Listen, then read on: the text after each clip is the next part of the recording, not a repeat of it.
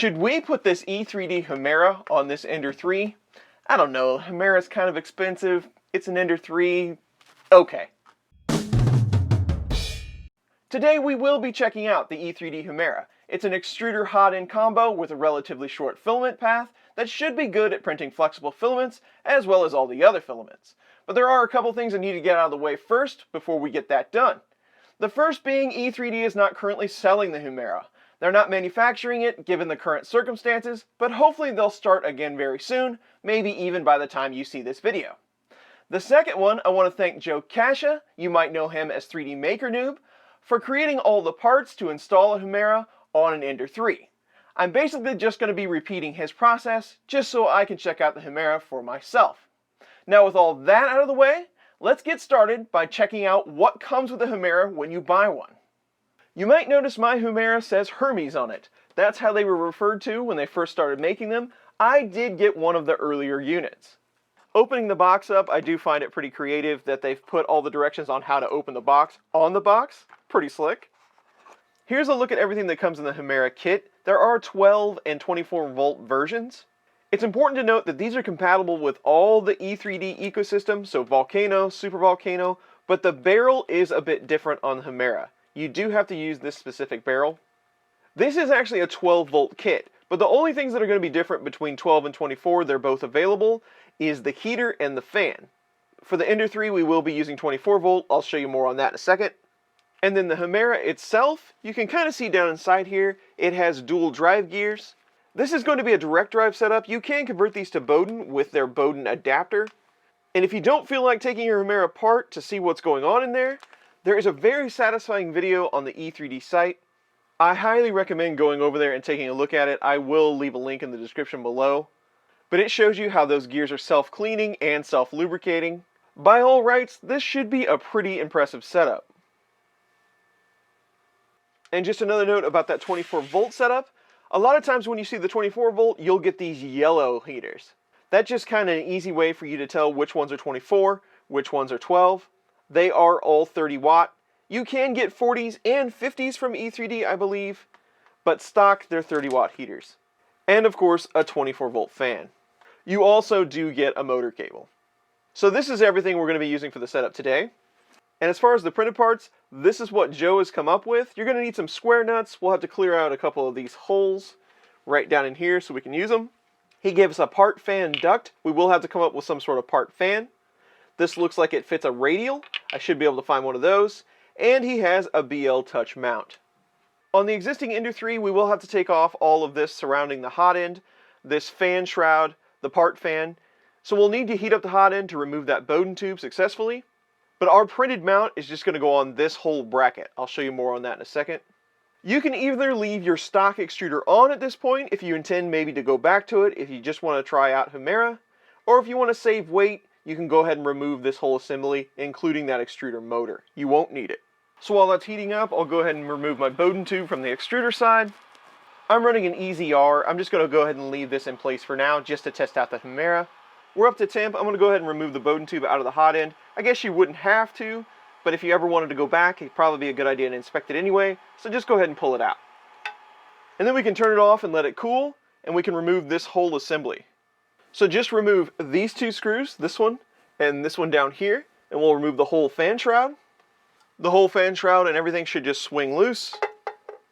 And then we can just remove the hot end, wires and all. I did replace that screw a long time ago. Just remove these two screws. Then we can pull the whole thing off the printer, and we'll undo the wires on the board side. I am still running the Panicut G2C board, but it's going to be really close to a lot of the other boards and the replacement boards. You have to change the same wires, and they're pretty much in the same locations. So we'll undo these two screws for the hot end heater, and we can pull that loose. Usually on a lot of Ender3s, the part fan is this yellow and blue wire right here. So look for those, we'll remove that. And then your hot end fan are on these constant terminals back here, right here. And some of these boards, especially the stock boards and the replacement boards, don't all necessarily say 24 volts. Some of them say 12. They could run at either, but all these Ender3s run at 24. So make sure you get the right heater and Hemera kit for 24 volt if you're using an Ender3. But we'll remove those fan wires. And with that whole loom loose, I'm just going to pull it through the back of the printer to free it up. And now we're ready to start the Hemera install. Now on our new printed carriage, you will have to clear out some of the plastic, the support when it prints on some of these holes. These two over here and these three. It's pretty easy to get out, it's just one interface layer. But this whole thing is going to be sandwiched along with the stock carriage. So we'll actually have to take these wheels off to get it on. So I'm going to remove these two screws. They do have a nylock nut on the back. And then also this one down here at the bottom, it's reversed where the nylock nut is on the front. Just for reference, that bottom one is the one that has your eccentric nut on it, so you can adjust your carriage tension. It does go on the bottom. And then with everything off, your new printed part is just going to set right over these two standoffs where your hot end was, just like this. And then your wheel carriage screws will go right back on. And just for reference, in case you get confused while you're putting this all back together, it goes plastic part, then your metal plate. So your screw goes through the metal plate, you put your collar on for the top two, and then wheel, and then your nylock nuts. And on the bottom one, from back to front, you have your screw, then your wheel, then your eccentric nut. You want this hub portion facing out. That goes into the metal bracket. Then on the other side of the metal bracket, of course, your printed part, then a washer, then your nylock nut. After that, make sure the carriage is moving freely. You might need to readjust your eccentric nut one way or the other to make sure the carriage is nice and tight. You just do that with a wrench, left or right. But this one feels good. We should be able to move on. So we've got our mount on. I'm not quite ready to mount the Hemera just yet. I want to put on the barrel and the heat block first. So let's tackle that. So we've got our block and our brake. You just want to make sure that the set screw hole for the thermistor, that's this hole right here, you want to make sure that's down. If it's not down, it's going to be hard to get to if you need to replace it at some point. So the brake will go on the other side. We're just going to screw it in until we can't see the threads on the brake any longer. They're flush with the top of the block. And on the other side, we'll put our nozzle in. We'll just do it hand tight for now. This will hold the brake on and keep things from spinning. We might have to adjust this a bit depending on how it goes into the Hemera. We might have to spin the heat block one way or another, but we'll take care of that in a moment. E3D does give you this heat sink compound. It works just fine, but I don't like messing with these little packets. So I use the Slice Engineering stuff because it comes in a syringe type container that's easier to use. So we're going to put just a very small amount on the threads up here at the top. And I'm just going to work it into the threads with a paper towel. You don't need very much compound. In fact, that's probably just a little bit too much. You just need enough to work into the threads. It helps the heat travel into the heat sink just a little bit better. And then we're going to screw our assembly into the bottom of the Hemera.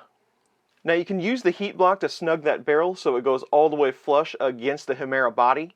That nozzle will kind of hold it in place so you can use it to thread it in. It doesn't have to be very tight, but this block does need a certain orientation for it to work correctly. So what we'll do is back out the nozzle just a bit so that heat block is loose. It's just a bit overhand tight at this point. And we want the heater cartridge hole, this large hole right here, to be on the same side as the extruder spring, the tensioner spring. So this is the correct orientation. And when you have that, you can go ahead and snug that nozzle back up to keep it in place. So we should be good there. Then we'll put a piece of PTFE tube in the top. If your PTFE retainer isn't in there already, go ahead and put it in. Mine came installed. This is just to help guide that filament into the barrel. It shouldn't be impacted by heat or anything. We're just going to set it down in here like this. We'll pull the coupler up a bit just to make sure it's snug around that tube. And then you can cut it to whatever length you see fit. I'm just going to cut mine off a little bit above the adjuster, just so while the printer's moving, that filament doesn't have a chance of rubbing on this knob. That should be more than good enough. Then we'll put our thermistor in. Use the smallest wrench they give you in the set with one of these grub screws. It's going to go in this hole right here. My Hemera is going to mount like this. This is the front of the printer. So I'm going to slide my thermistor cartridge in from the front. I want it flush with the other side of the block, so I'm just holding it with my finger on the other side. And we'll gently tighten that grub screw down just so that thermistor doesn't move. You don't want it too tight. Thermistor's in. Then we'll put on the heater pretty much the same way. We have a button head screw for that. It goes on this side. This will actually pull the block together and sandwich it around that heater. I'm going to make sure the heater is equal amounts, both back and front, sticking out of the heat block. And just tighten it down until that heater won't move any longer. And the heater's in. Then we'll attach our fan on the front. It's going to go in these two screws right here with these self-tapping screws the kit comes with. I'm going to let my fan wires come out the top. And we'll use one of these screws on this side, one of these screws over here. Those are Phillips head. We'll tighten this down. Our hot end fan is on. It is kind of a shame to cover up such a cool heatsink, but we'll live with it.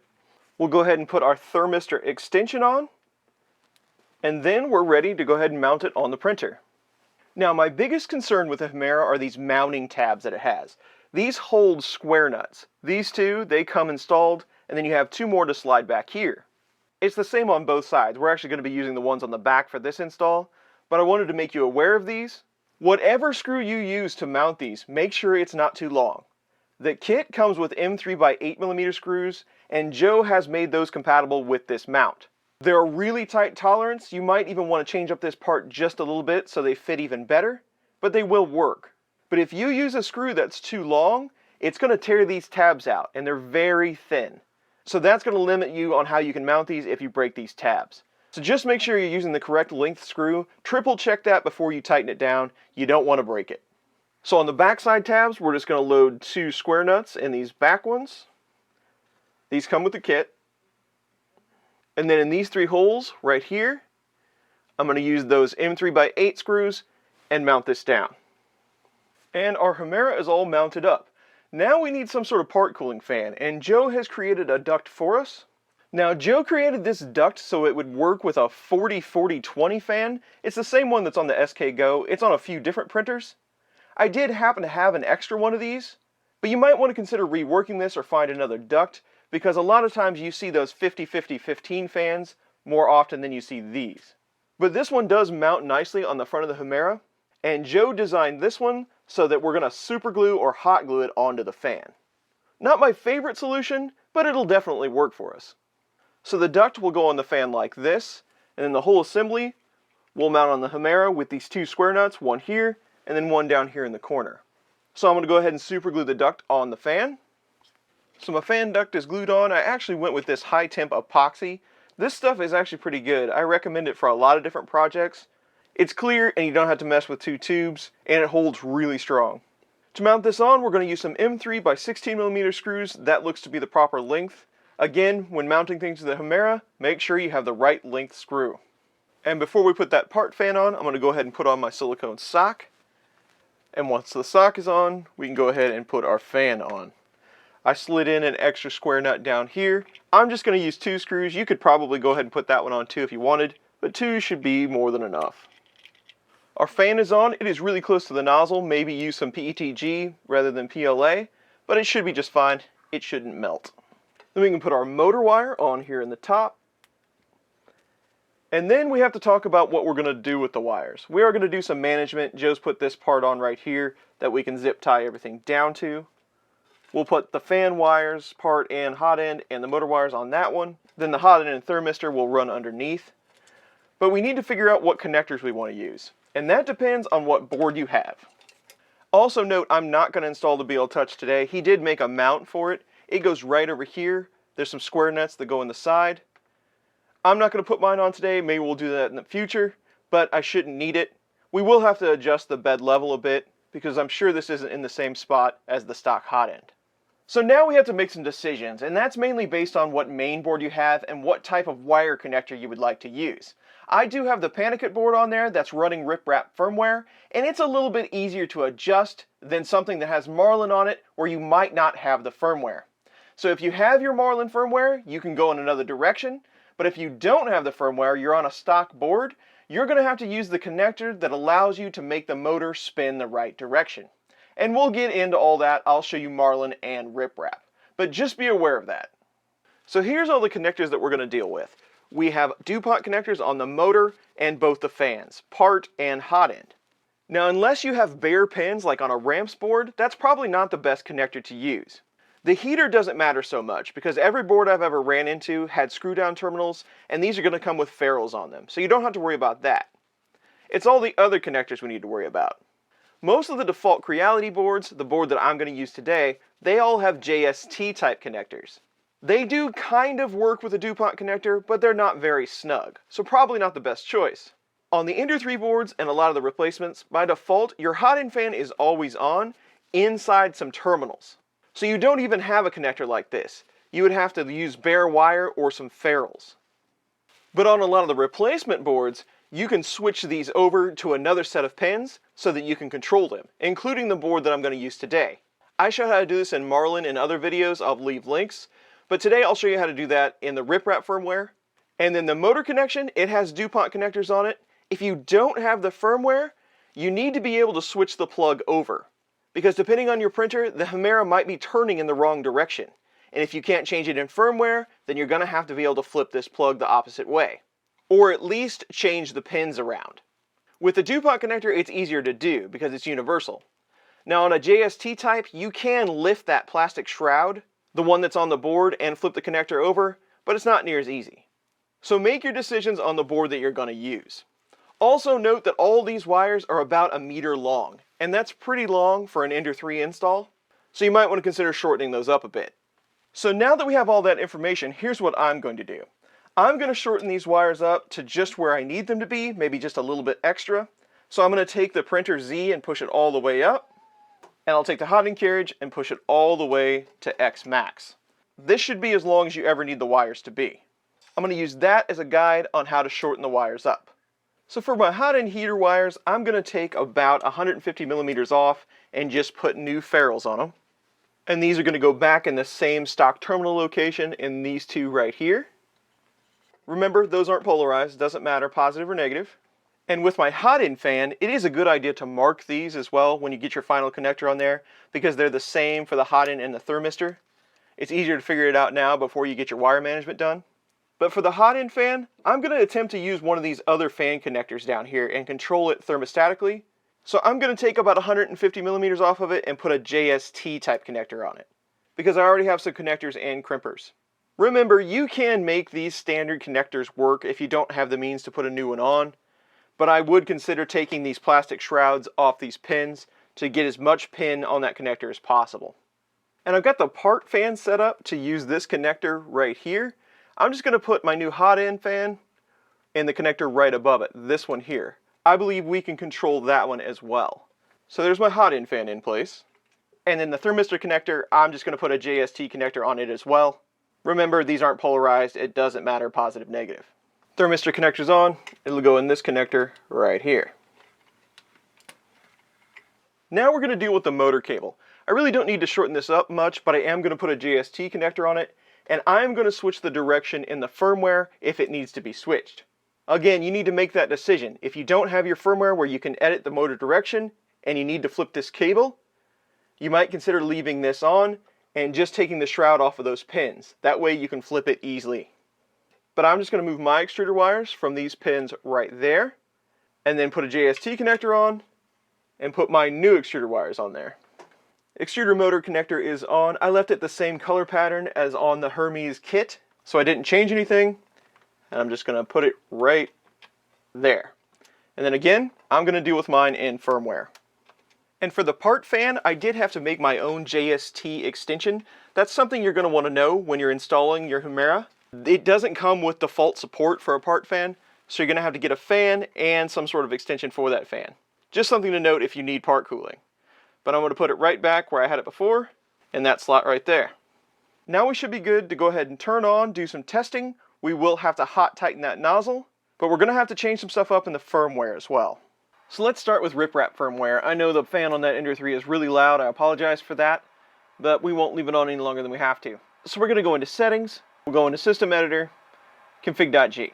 So there's a couple things we need to be concerned about after we install the Hemera on this printer. We have to make that work for this config.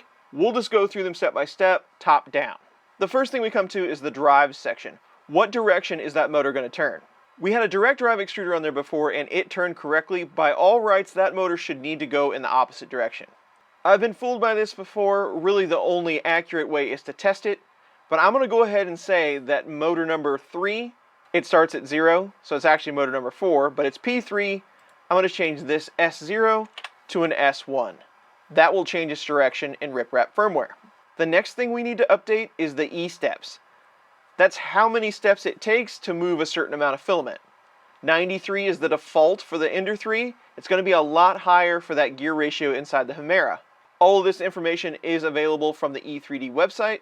For 16 times microstepping, they recommend starting with a value of 409. So we're going to change this value of 93 to 409. So we're going to change the 93 to a 409.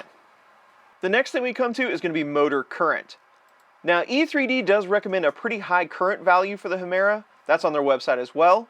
We have 2209s here. They recommend setting that to somewhere around 980. I'm currently set to 900. Unless I see issues, I'm just going to leave it at 900. That's already a pretty high value. That motor's a little bit smaller than other motors. We'll leave it at 900 for now, but we might need to adjust that later. It's easy enough to adjust. Then we come down to heaters. In RipRap, you have to actually set its values. P0 is the bed heater. We want the P1 heater. That's for the hot end. And we need to change these values. They do have a guide for this as well. They want you to use a T of 100,000, a B of 4725, and then the C parameter coefficient 7.06 E-8. This is all explained how RipRap uses these in the RipRap guide, and you can find those by looking up the M305 command. The T is what type of thermistor it is. This is a 100K thermistor, so 100,000. So that's what E3D told us to use. So we'll change this to 100,000. The B is the beta value number, the Model B coefficient. I'm not exactly sure how the thermistors rate these. I don't know a lot about that Sine-Hart thermistor model. I know the number needs to be changed. E3D says 4725, 4725. Now the R value, that's the series resistor value. I believe that's board to board based. How that port is configured on the board. I'm going to leave that at 2200 because that's how the board was set when I got it. And then the C command is the C coefficient. And I'm just going to copy what E3D has right here. And I'm going to add a C and paste that value in, just to be sure we have the right settings. Now the next one is the max heater setting. By default it's set to 280. Now E3D recommends you do a hot tighten of that nozzle at 285. And the E3D aluminum parts should be able to handle 300 pretty easy. So I'm going to bring mine up to 300. Now if you have the default configuration on your Ender3, you don't have the firmware for your board, this is definitely something you're going to have to consider because your max temp is going to be set pretty low. Tightening that nozzle up at a lower temp might still work, but that is not how E3D recommends you do it. Just be aware of that. And the next setting is our fan setting. We put our hot end fan, we took it out of the always on terminal, and we put it on the fan 1 port. Fan P0, that's your default part cooling fan. P1 is where we put our new hot end fan. And to make that come on at a certain temperature, they've just left it on here but commented out. We're going to remove this semicolon. We're going to take the negative off this one to say that it can be thermostatically controlled. And we'll just leave the T to 45, that's the temperature value. So when the hot end gets up to 45, it'll turn the hot end fan on. That's a great feature to have. And that's everything that we need to change to get RipRap firmware to work. So we can just save changes. It'll want to know if we want to reboot, and we do. Now back to our printer for some testing. I did put some of this sleeving on the wires and try to clean up the wires just a little bit. This printer's kind of been in a fluid motion of different parts. I'm not real happy with how I did this, but it will get us through the testing. I might rework that later. But now that we've made our changes, let's go ahead and heat up. We're going to go to 285 so we can tighten up that nozzle for the final time. And once we're up to temp, we're going to check and make sure the extruder is turning in the right direction. We have set it to 285. The fan has turned on, so that's a good sign. While we're waiting for it to heat up, let's go ahead and test our part fan to make sure it's working. We'll just go to the G-code console. You can do an M106 S255 for full blast. The part fan is working and on. And once we're up to temp, I do want to do a final tightening of this nozzle at 285. It is kind of hard to do with this part fan, and you will have to remove your sock. But with a 17mm wrench to hold the block, and then a 7mm wrench to turn the nozzle, E3D recommends 3 Newton meters of pressure, and they give you the estimate that it's about as much torque as you can put on a wrench with one finger. So just tighten it up, and that should be good. A lot of other wrenches run at 1.5 Newton meters. These are just a bit tighter. So there you go. The nozzle is on correctly. We can put our sock back on. The only test left we have to do is make sure the extruder is turning in the right direction. I'll just grab a random piece of filament and put it in the tube. We will have to adjust the tension on this extruder a bit, but I'm not going to adjust that until I start printing. I'm going to do that by feel on the fly. Flexibles will probably need a little more tension. Other filaments need a little less. Usually I back it out a bit until it doesn't grip. Then I tighten it up about a half a turn or until it starts to grip pretty well. You don't want it any tighter than it has to be. It's in the softest setting right now, but it still should be able to grip this filament good enough for us to tell which way the motor's turning. So I'll just hit extrude, and it is turning the filament in the wrong direction. So I have that setting incorrect in the config file. Again, with riprap, that's a really easy change. Settings, system editor, config.g. In the motor section, on that P3, we'll just change that S1 back to 0. We'll save it, we'll retest. We'll hit extrude again, and now we're pulling the filament in. We are ready to start print testing our Hemera.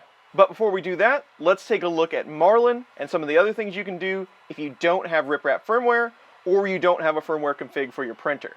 So over to VS Code and Marlin configuration.h. To set up your Hemera, the first thing you're going to want to do is make sure that your thermistor is updated.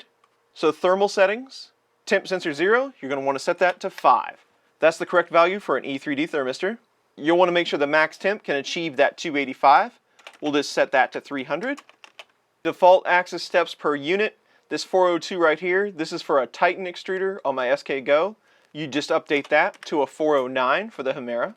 Also, if you need to change your motor direction for any reason to use the Hemera, you look for invert E0 dir. Just change that from true to false, and that will set it in the opposite direction. And then in configuration_adv.h, if you would like to make those Hotend changes like we did in riprap to make it thermostatically controlled, you'd put your fan pin right here. And then if you wanted to make current settings, if you have 2209s or a smart driver, you can do that permanently down at the bottom.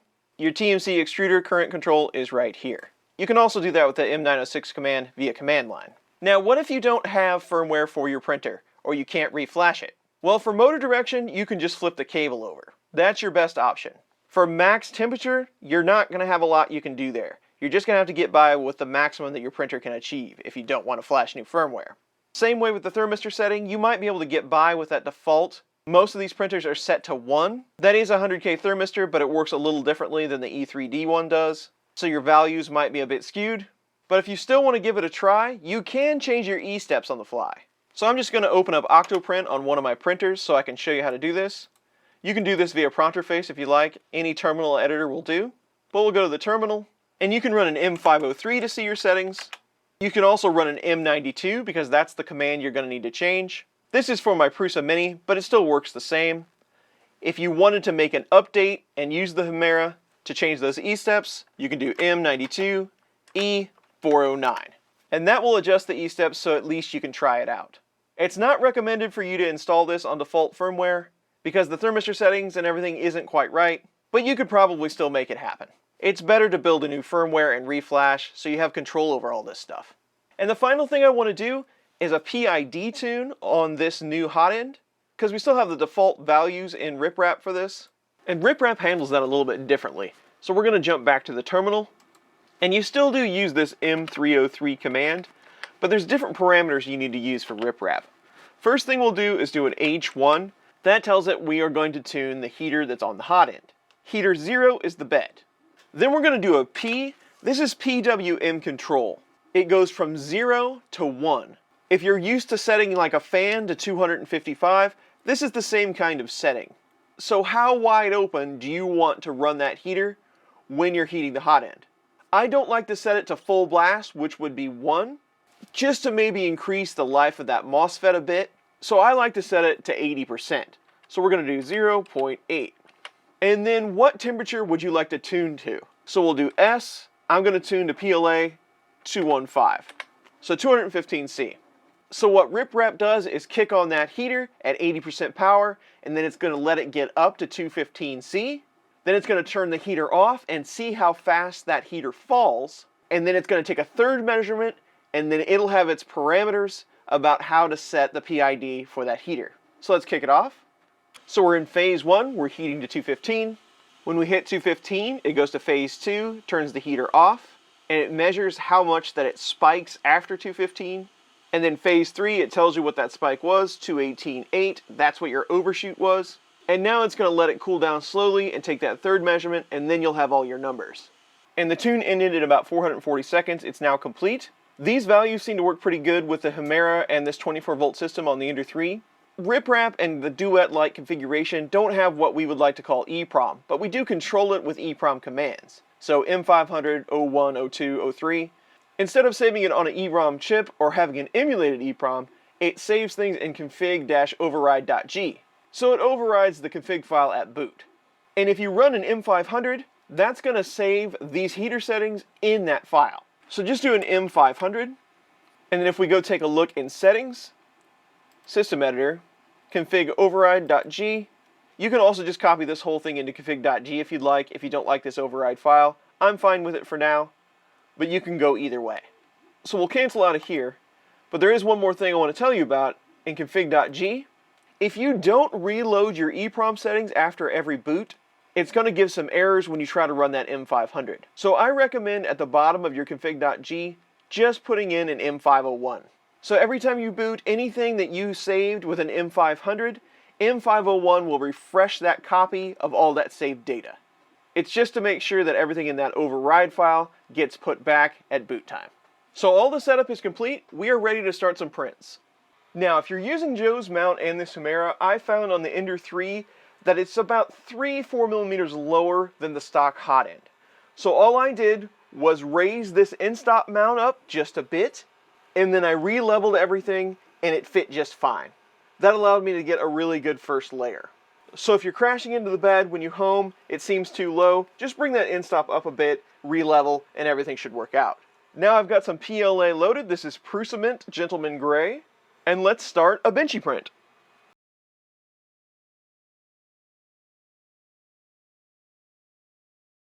So I started to print and I got about halfway, but the extruder was doing a little bit of clicking and making some noise that I didn't think it should be. The benchy actually looked pretty good otherwise. The first thing I did was adjust the tensioner. I thought maybe it was a little too loose, so I backed the whole thing out until there wasn't any more spring tension, and then when it started to get tight, I gave it 1.5 turns. That seems to be a pretty good tension for PLA, but I was still getting a bit of clicking. So the next thing I wanted to check was to make sure the motor wasn't skipping while it was extruding. So in my config file for my extruder motor right here, I changed my D3 to a D2. D3 is stealth chop. D2 is spread cycle. Spread cycle gives you a lot more torque, and that did help the issue a lot. And it's not going to add that much more noise if you're just using it on your extruder motor. And then I also took my motor current for the E up to 1000.